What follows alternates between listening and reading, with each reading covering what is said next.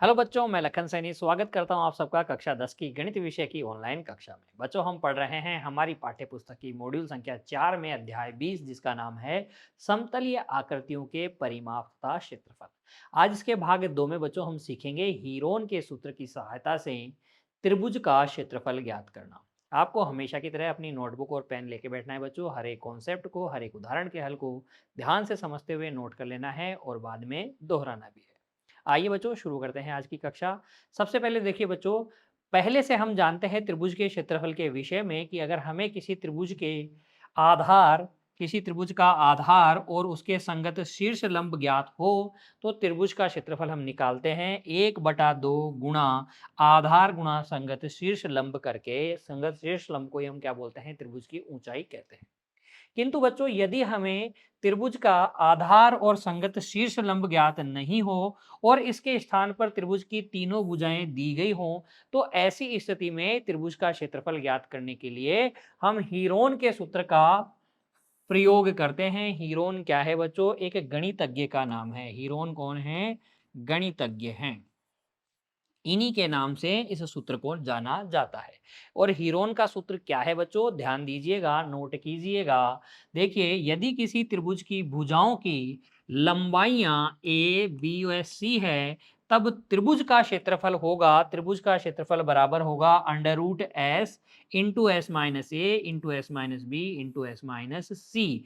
जहां बच्चों ये एस क्या है? एस बराबर होता है ए प्लस बी प्लस सी बटे 2, यानी कि त्रिभुज का परिमाप बटे 2। परिमाप का आधा क्या होता है? एस होता है। इसलिए एस को हम त्रिभुज का अर्ध परिमाप बोलते हैं। ये जो सूत्र है बच्चों त्रिभुज का क्षेत्रफल ज्ञात करने का, इस सूत्र को हम बोलते हैं हीरोन का सूत्र। क्या कहते हैं इसे? हम हीरोन का सूत्र कहते हैं। और इस सूत्र का प्रयोग करके हम त्रिभुज का क्षेत्रफल ज्ञात कर लेते हैं।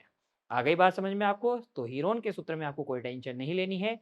अभी हम 2-4 उदाहरण हल करेंगे, बार बार इस सूत्र को लिखेंगे तो हमें याद हो जाएगा बच्चों। देखिए, हमारी पाठ्य पुस्तक की उदाहरण संख्या 7 पर विचार करते हैं। इसमें हमसे कहा गया है उस त्रिभुज एबीसी का क्षेत्रफल ज्ञात कीजिए जिसकी भुजाएं ए बी बी सी और ए सी क्रम से 5 सेंटीमीटर, 6 सेंटीमीटर और 7 सेंटीमीटर है। तो त्रिभुज की तीनों भुजाओं की लंबाइयां हमें दी गई हैं। ऐसी स्थिति में हम इसका क्षेत्रफल कैसे ज्ञात करेंगे? हीरोन के सूत्र से ज्ञात करेंगे। तो सबसे पहले देखिए, आप लिखिएगा हल में। हल में जो तीनों भुजाएं दी गई हैं उन्हें ए बी और सी मान लीजिए। लिखेंगे माना कि ए बराबर कितना है? 5, 6 और 7 है ना बच्चों, 5 सेंटीमीटर है। ए बराबर 5 सेंटीमीटर मान लिया, बी बराबर 6 सेंटीमीटर मान लिया तथा सी बराबर मान लिया 7 सेंटीमीटर। अतः एस यानी कि त्रिभुज का अर्ध परिमाप हो जाएगा ए प्लस बी प्लस सी बटे 2। यानी कि बच्चों यहाँ से आप कह सकते हो कि एस का मान हो जाएगा 5 प्लस 6 प्लस 7 बटे 2।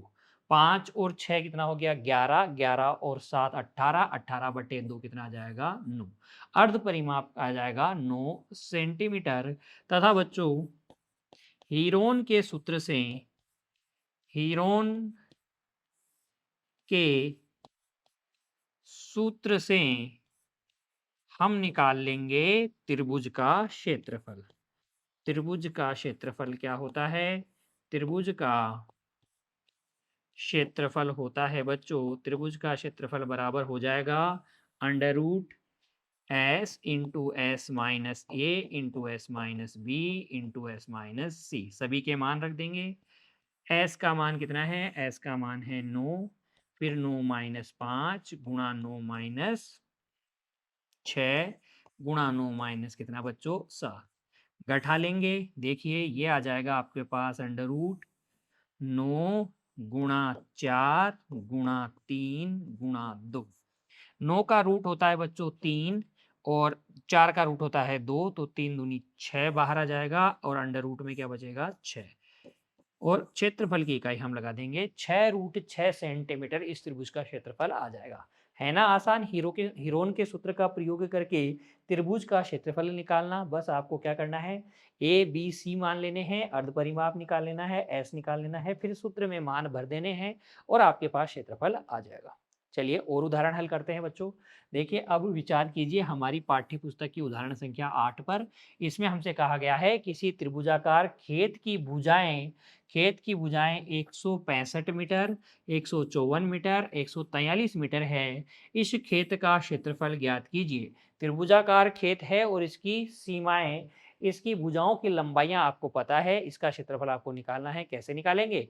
जब त्रिभुज की भुजाएं आपको पता होती हैं तो हीरोन का सूत्र का प्रयोग करके हम क्षेत्रफल निकाल लेते हैं बच्चों। देखिए यहाँ पर हल में आप मान लीजिएगा बच्चों, माना कि त्रिभुजाकार त्रिभुजाकार खेत की भुजाएं निम्न प्रकार है। निम्न प्रकार है, भुजाओं को आप मान लें। ए बराबर तो कितना मान लें, ए बराबर मान लें कितना, 165 सेंटीमीटर, 165 मीटर बच्चों, सेंटीमीटर नहीं। बी बराबर कितना है, 154 मीटर है। तथा सी बराबर मान लें आप 143 मीटर, है ना। 165 मीटर, 154 मीटर और 143 मीटर आपने क्या मान ली, खेत की भुजाएं ए बी और सी मान ली। क्योंकि बच्चों एस का सूत्र क्या होता है, त्रिभुज का अर्ध परिमाप क्या होता है, ए प्लस बी प्लस सी बटे 2 होता है। इसलिए यहाँ से अगर आप त्रिभुज का अर्ध परिमाप निकालोगे तो ये 165 प्लस 154 प्लस 143 बटे 2 आएगा। अर्थात बच्चों यहाँ से आपको एस का मान कितना मिलेगा, देखिए 3 और 4 7 और 5 12 की 2 हासिल 1, 4 और 1 5 और 5 10 और 6 16 की 6 हासिल 1, 3 और 1 क्या कितना 4, 462 बटे 2 अर्थात 231 आपको क्या मिल जाएगा, एस का मान मिल जाएगा। अब आप हीरोन के सूत्र से त्रिभुजाकार खेत का क्षेत्रफल ज्ञात कर सकते हैं। तो लिखेंगे अब हीरोन के सूत्र से, हीरोन के सूत्र से हम निकाल लेंगे त्रिभुजाकार खेत का क्षेत्रफल। त्रिभुजाकार खेत का क्षेत्रफल कितना हो जाएगा बच्चों, त्रिभुजाकार खेत का क्षेत्रफल ये हो जाएगा under root S into S minus A into S minus B into S minus C. मान रख दीजिए बच्चों इसमें, अंडर रूट एस का मान कितना है 231 है, एस माइनस ए का मतलब हो गया 231 माइनस 165, एस माइनस बी का मतलब हो गया 231 माइनस 154 और एस माइनस सी का मतलब हो गया बच्चों 231 माइनस 231 माइनस 143, ये हो जाएगा 231 माइनस 143, है ना। इन सभी का मल्टीप्लाई करके हम क्या निकाल लेंगे, वर्गमूल निकाल लेंगे तो हमारे पास त्रिभुजाकार खेत का क्षेत्रफल आ जाएगा। चलिए ये हो जाएगा क्षेत्रफल बराबर, देखिए अंडर रूट 231 को आप लिख सकते हो 11 गुणा 21 यानी कि 3 गुणा 7 लिख सकते हैं कि नहीं, 231 है ना। 231 में से 165 घटाओगे तो देखो 11 में से 5 गया 6 और 12 में से 6 गया 6, 66 बचेगा। 66 को आप लिख सकते हो 66 बचेगा बच्चों, जिसको आप लिख सकते हो 2 गुणा 3 गुणा 11। फिर देखिए आप घटाइए घटाइए 231 में से 154 77 बचेगा, उसको आप लिख सकते हो 7 गुणा 11 और 143 घटाओगे तो 88 बचेगा बच्चों, जिसको आप लिख सकते हो 2 गुणा 2 गुणा 2 गुणा 8। देखिए 2 गुणा 2 गुणा 2 लिख सकते हो बच्चों, 8 को आप ऐसे लिख सकते हो। देखिए जो मैं कहना चाह रहा हूँ वो बात क्या है, यहाँ पर ये जो बचेगा ये है 231 गुणा 66 गुणा 77 गुणा 88 ये बचेगा। ठीक है, अब आप इन सब का क्या कर लीजिए, गुणनखंड कर लीजिए, अभाज्य गुणनखंडन करके आप लिख दीजिए ताकि आप वर्गमूल आसानी से निकाल लें। वर्गमूल में हम क्या करते हैं, दो दो का पेयर बनाते हैं और एक बाहर लिख लेते हैं। तो यहाँ पर देखिए, अगर मैं बात करूँ 2 की, तो यहाँ पर एक बार 2 है ना। 2 की अगर हम संख्या देखें तो ये 1 और 2 3 4 बार, 4 बार बच्चों 2 है, वो एक एक्स्ट्रा है, एक एक्स्ट्रा है क्योंकि 8 ही तो था। 8 को आप 2 गुणा 2 गुणा 2 ही तो लिखेंगे, तो 4 बार 2 है, इसका मतलब वर्गमूल लोगे तो 2 बार आएगा। और एक 3, 3 देखिए 3 कितनी बार है बच्चों, 1, 2 बार 3 है, 7 भी 2 बार है, 11 देखिए 1, 2, 3 बार, 3 बार 11 है क्या, यहाँ पर 11 आएगा क्या, मल्टीप्लाई में ध्यान दीजिएगा बच्चों, मल्टीप्लाई में 11 आएगा। 88 है ना, तो इसलिए 8 गुणा 11, तो ये 11 कितनी बार है बच्चों, 11 4 बार है। ध्यान दीजिएगा, ये आपका हो गया, ये आपका हो गया 231, ठीक है। ये आपका हो गया 66, ये हो गया 77 और ये हो गया आपका 88, ठीक है ना। तो इस तरीके से आप फैक्टराइज कर लीजिएगा। फैक्टराइज कर लेंगे तो आप गुणनखंड करने के बाद में आप वर्गमूल आसानी से निकाल पाएंगे। देखो ये हो जाएगा 2 गुणा 2 गुणा 3 गुणा 7 गुणा 11 गुणा 11 बच्चों। 2 दूनी 4, 4 तिया 12, 12 12 सत्ते 84, 84 गुणा 11 होता है 121, गुणा कर लीजिए, 84 एकम 84, हासिल कितनी 8, 84 को पहाड़ा 2 बार बोलेंगे तो कितना आएगा बच्चों, 168 आएगा ना। 168 में आप कितना जोड़ेंगे, 8 जोड़ेंगे, 168 में 8 जोड़ेंगे तो 176 आ जाएगा। 176 का 6, हासिल कितना बनेगा, 17 बनेगा। 84 कम 84 और 17 कितना हो जाएगा, 84 और 17 हो जाएगा बच्चों, 7 और 4 11, हासिल 1, हासिल 1, 8 और 1 9 और 1 10 बच्चों, 9 और 1 10, तो ये आ जाएगा 101। तो ये आ जाएगा 10,164 मीटर स्क्वायर खेत का क्षेत्रफल बच्चों। ये आ जाएगा आपके पास खेत का क्षेत्रफल। इसमें अब आपको कोई दिक्कत नहीं होनी चाहिए। इस तरीके से आप त्रिभुजाकार खेत का क्षेत्रफल निकाल सकते हैं बहुत ही आसानी से। थोड़ा आप कैलकुलेशन का ध्यान रखेंगे तो बहुत आसान सा प्रश्न है बच्चों, नोट कर लीजिए इसे। और फिर देखिए बच्चों, एक और उदाहरण हल करते हैं, हीरोन के सूत्र की एक और बार हम प्रैक्टिस करते हैं। देखिए यहाँ पर उदाहरण संख्या 9 पर विचार कीजिए। इसमें आपसे कहा गया है एक समलंब का क्षेत्रफल ज्ञात कीजिए जिसकी समांतर भुजाओं की लंबाइयां 11 सेंटीमीटर और 25 सेंटीमीटर है तथा असमांतर भुजाओं की लंबाइयां 15 सेंटीमीटर और 13 सेंटीमीटर है। कितना बच्चों, 13 सेंटीमीटर। तो इस प्रश्न को हल करने के लिए देखिए बच्चों, विचार कीजिएगा एक समलंब पर, ठीक है ना। एक समलंब पर विचार कीजिएगा। हम एक समलंब ले लेते हैं, ये इस प्रकार का एक समलंब हम ले लेते हैं। देखिए इस समलंब पर आप विचार कीजिए। इसकी असमांतर भुजाओं की लंबाइयां आपको दे रखी हैं और समांतर भुजाओं की लंबाइयां भी आपको दी गई है। ये समलंब ए बी सी डी पर विचार कीजिए, ए बी सी डी, ठीक है ना। और आप लिखिए माना, माना कि, समझते चलिएगा बच्चों, ए बी सी डी एक समलंब है, समलंब है जिसमें, जिसमें बच्चों देखिए पहली बात, ये ए बी जो है समांतर है किसके, डी सी के।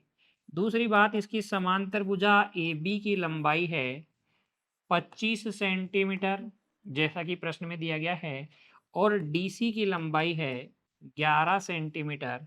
असमांतर भुजाओं में एडी की लंबाई है 13 सेंटीमीटर व बीसी की लंबाई है, बीसी की लंबाई कितनी दे रखी है, एक की आपको 15 सेंटीमीटर दे रखी है, एक की आपको 13 सेंटीमीटर दे रखी है, तो BC आप मान लीजिए 15 सेंटीमीटर है।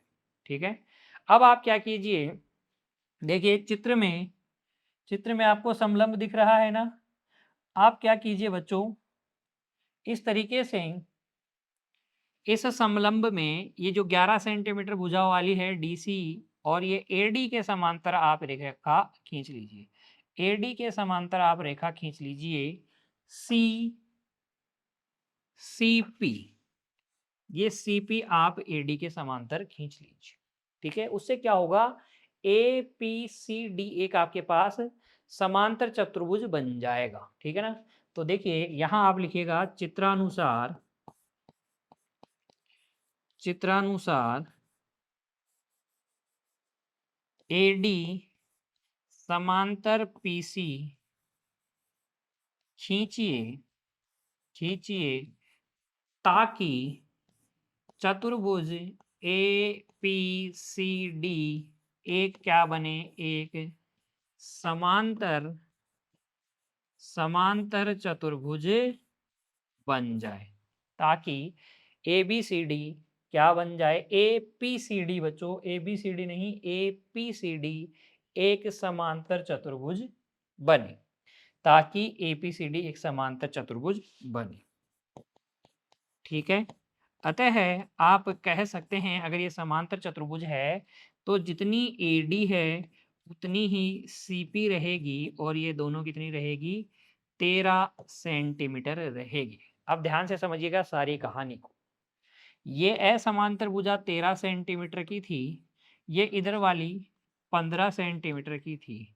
ये समांतर भुजाओं में से एक 11 सेंटीमीटर की थी, तो इसके सामने वाली ये 11 सेंटीमीटर की, और ये पूरी 25 सेंटीमीटर की कब होगी बच्चों, जब ये कितनी रहेगी, 14 सेंटीमीटर की होगी। ठीक है ना, ये कितनी होगी, 14 सेंटीमीटर की। मुझे इस समलंब का क्षेत्रफल निकालना है, तो मैं इंटरेस्टेड हूं बच्चों इसकी ऊंचाई निकालने में, लेकिन अब इसकी ऊंचाई आपके पास है नहीं, तो उसी के लिए मैंने ये रचना की है, AD समांतर PC खींची है। ये 13 सेंटीमीटर है, तो इसके सम्मुख भुजा ये भी कितनी हो जाएगी, 13 सेंटीमीटर हो जाएगी। अब जरा ध्यान दीजिएगा, इस त्रिभुज CPB या BCP की जो ऊंचाई होगी वही तो इस समलंब की ऊंचाई होगी, तो हम इस त्रिभुज BCP की ऊंचाई ज्ञात करेंगे। कैसे ज्ञात करेंगे बच्चों, इस BCP का क्षेत्रफल हम दो तरीके से निकाल सकते हैं। कैसे कैसे, एक तो देखिए हीरोन के सूत्र से निकाल सकते हैं, एक तो हम हीरोन के सूत्र से निकाल सकते हैं, और एक बार BP को हम आधार ले लेंगे तो ये CQ इसकी क्या हो जाएगी, ऊंचाई हो जाएगी, और जो इसकी ऊंचाई होगी ये CQ, जो इस त्रिभुज की ऊंचाई होगी वही इस समलंब की ऊंचाई होगी, वही इसकी समांतर भुजाओं के बीच की दूरी होगी। तो अब हमारा ध्येय यह है कि हम ये ऊंचाई निकालें, और कैसे, इस त्रिभुज का क्षेत्रफल निकालेंगे हम दो तरीके से। देखिए, क्योंकि हीरोन के सूत्र से हमने पता है, हीरोन के सूत्र से हम जानते हैं त्रिभुज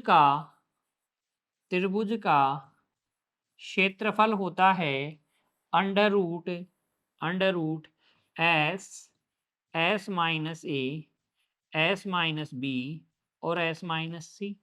इसलिए त्रिभुज BCP का क्षेत्रफल हो जाएगा अंडर रूट एस का मान, देखिए यहाँ पर एस का मान निकालेंगे हम। यहाँ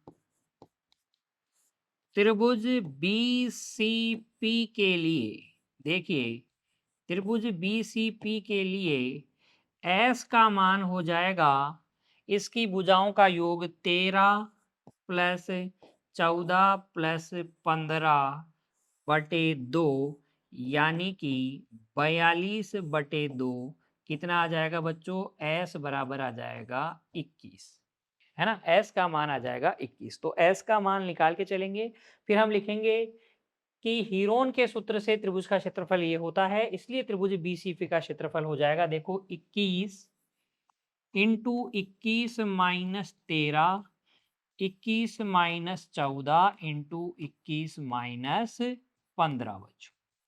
माइनस करते चलते हैं। 21 को आप क्या लिखोगे, देखो 21 को आप लिख सकते हो 3 गुणा 7 बाद में लिख लेंगे। चलो पहले 21, 21 में से 13 घटाएंगे तो कितना आ जाएगा, 21 में से 13 घटाएंगे तो 8 आ जाएगा, 21 में से 14 घटाएंगे तो 7 आ जाएगा, 21 में से 15 घटाएंगे तो 6।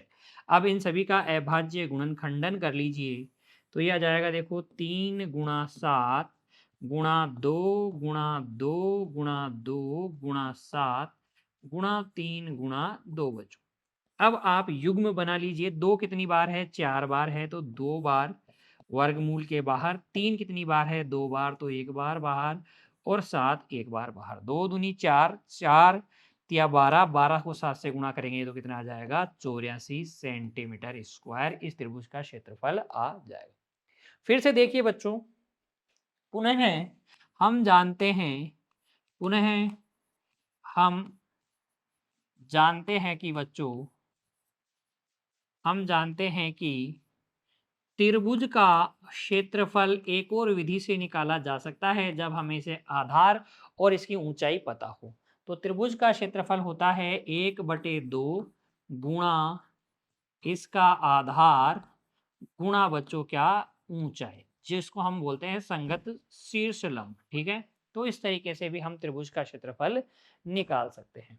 इसलिए त्रिभुज BCP का क्षेत्रफल हो जाएगा बच्चों 1/2, आधार ले लीजिए 14 को, ऊंचाई क्या हो जाएगी CQ, और ये किसके बराबर आएगा, ये आएगा 84 के बराबर। क्योंकि हमें पता है इस त्रिभुज का क्षेत्रफल हीरोन के सूत्र से हमने निकाला, दोनों सूत्रों से क्षेत्रफल सेम ही आता है। ये इसको काट देंगे बच्चों, ये 7 बार, और यहाँ से CQ की वैल्यू आ जाएगी 12 सेंटीमीटर। अतः बच्चों हम कहेंगे समलंब समलंब ABCD की समांतर भुजाओं के बीच की दूरी, समांतर भुजाओं के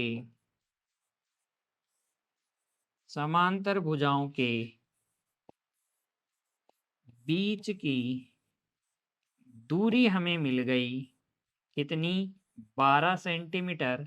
तथा बच्चों अब हम निकाल सकते हैं समलंब का क्षेत्रफल, तथा समलंब का क्षेत्रफल क्या हो जाएगा, समलंब का क्षेत्रफल हो जाएगा यहाँ से 1/2 गुणा समांतर भुजाओं का योग गुणा उनके बीच की दूरी।